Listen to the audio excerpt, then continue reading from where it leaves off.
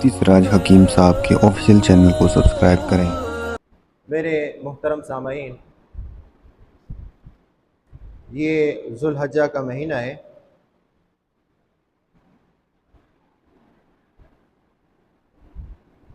जब ये महीना जुल्हज्जा का महीना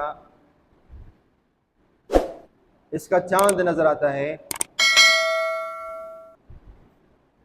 तो दो चीज़ों का गलबा और चर्चा होता है हमारे माशरे में, एक हज का और दूसरा कुर्बानी का। अल्हम्दुलिल्लाह हाजियों ने हज के अरकान भी अदा किए और जिसको अल्लाह तबारक व तआला ने वुसअत और ताकत दी उसने कुर्बानी भी की। अल्लाह तबारक व तआला से दुआ है कि अल्लाह हाजियों के हज को कबूल फरमाए, कुर्बानी करने वाले की कुर्बानी कबूल मंजूर फरमाकर आखिरत की नजात का जरिया बना।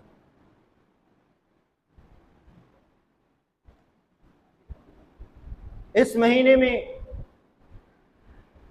एक अजीम इंसान की कुर्बानी भी हमें नजर आती है। जुल्हज्जा का महीना है। इस महीने के 18 तारीख को हजरत उस्मान ज़ुन्नूरैन रजी अल्लाह तआला अन्हु की शहादत।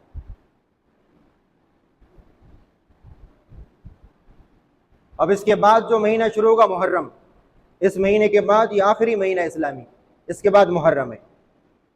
मुहर्रम की शुरू में भी कुर्बानी, दरमियान में भी कुर्बानी। मसलन अब मुहर्रम की पहली तारीख उठाकर देखें, हजरत उमर शहीद होते हैं। 10 तारीख को देखें, हजरत हुसैन शहीद होते हैं रजी अल्लाह तआला अन्हुमा।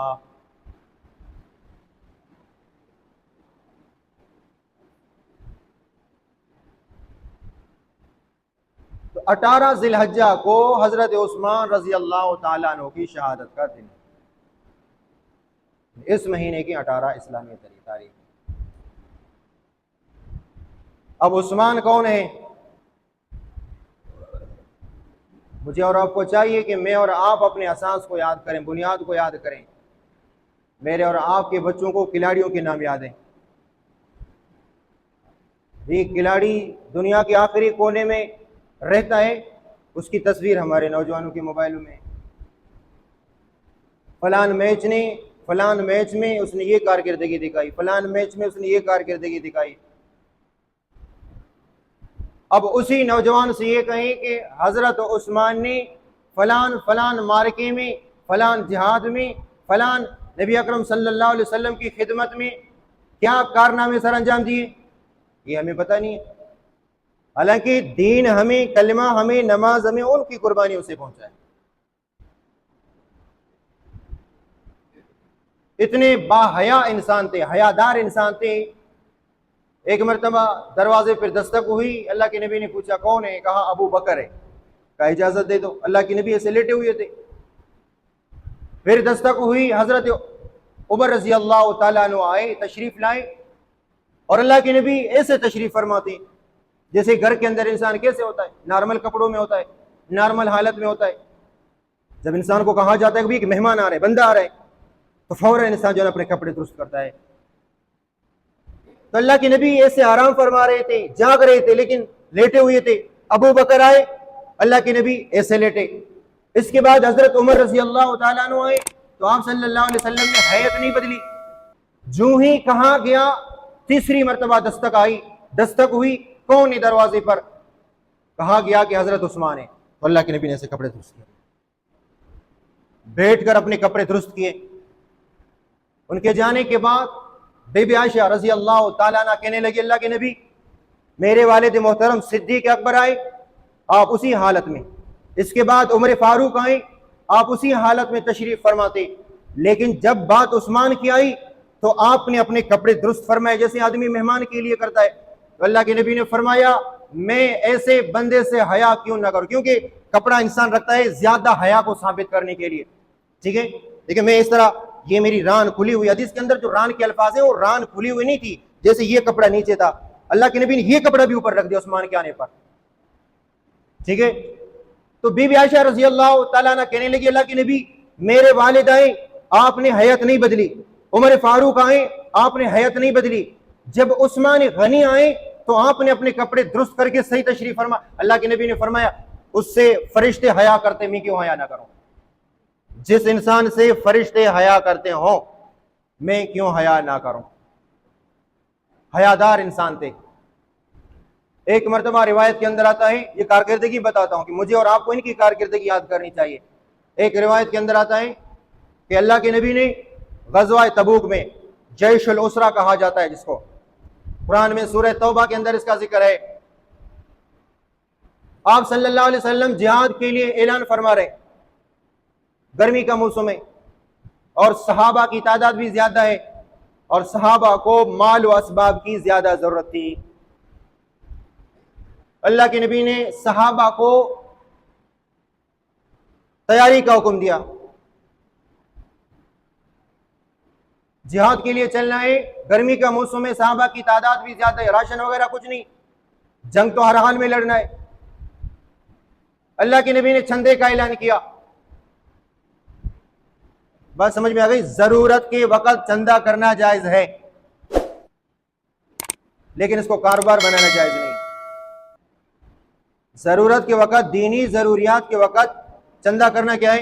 जायज है, लेकिन इसको कारोबार बनाना, जैसे आप देखते हैं ना, गाड़ियों के अंदर चढ़ जाते हैं।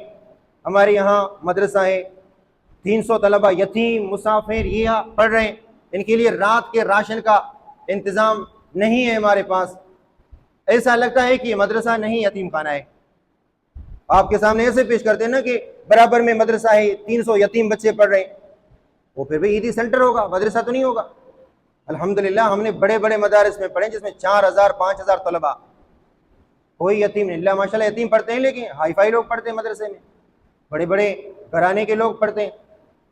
बहरहाल एक अलग मौजू है। कहने का मकसद है कि दीनी जरूरियात के लिए अल्लाह के नबी ने एक मरतबा चंदे का ऐलान किया कि काफिले के लिए, अब जिहाद के लिए जा रहे, चंदे की जरूरत है, राशन खाना पानी वगैरह। हजरत उस्मान रजी अल्लाह तआला अन्हु ने 100 ऊंट बमाए सामान के अल्लाह के नबी की खिदमत में पेश किया। अल्लाह के नबी ने देखा कि अफराद ज्यादा हैं, जरूरियात ज्यादा हैं, ये सामान कम है। आप सल्लल्लाहु अलैहि वसल्लम ने फिर चंदे का ऐलान किया, लोगों को तरगीब दी। हजरत उस्मान रजी अल्लाह तआला अन्हु ने 200 ऊंट मजीद सामान समेत अल्लाह के नबी के खिदमत में पेश।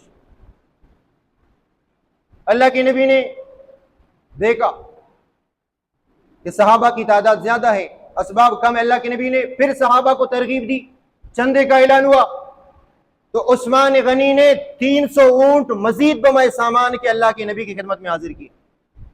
100 200 और 300 कितने हो गए? बोलो, 600 हो गए। कितने हो गए? पहले जब अल्लाह के नबी ने जिहाद के लिए चंदे का ऐलान किया, हजरत उस्मान ने कितने ऊंट दिए? 100 ऊंट बमाए सामान के।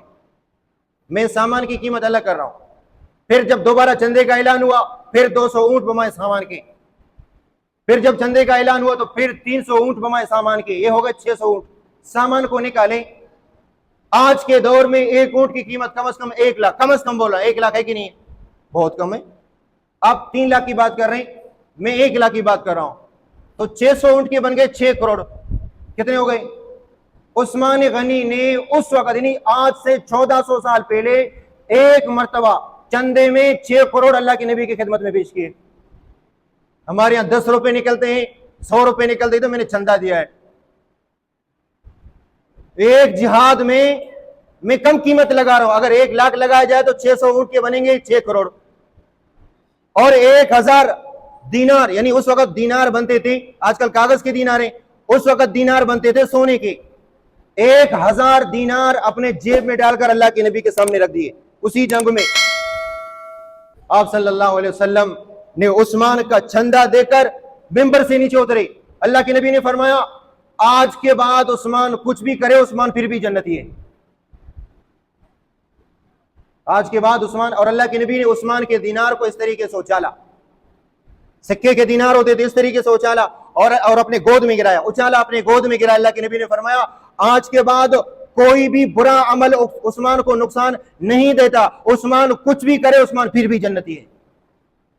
मा जर्रा उस्मान मा अमिल बाद हाज़िल यौम, आज के बाद उस्मान कुछ भी करे, उस्मान को कोई चीज नुकसान नहीं देती, उस्मान फिर भी जन्नती है। इतना चंदा दिया एक जंग में, वो गरीबों को दे। अच्छा, मैंने सामान की बात नहीं की, 600 ऊंट बमाए सामान के, मैंने सामान की कीमत नहीं लगाई कि सामान की क्या कीमत है, क्या क्या सामान थे जो उस वक्त सहाबा को जंग में किन किन चीजों की जरूरत थी, खाना पीना, खजावा, जो ऊंट के ऊपर खजावा रखते हैं, और जंगी सामान, उनका तो मैंने जिक्र ही नहीं किया। 600 ऊंट एक जंग में हजरत उस्मान रजी अल्लाह तआला अन्हु ने बतौर चंदा आप सल्लल्लाहु अलैहि वसल्लम की खिदमत में पेश किए। तो अल्लाह के नबी ने क्या फरमाया, आज के बाद उस्मान कुछ भी करे, उस्मान फिर भी जन्नती है।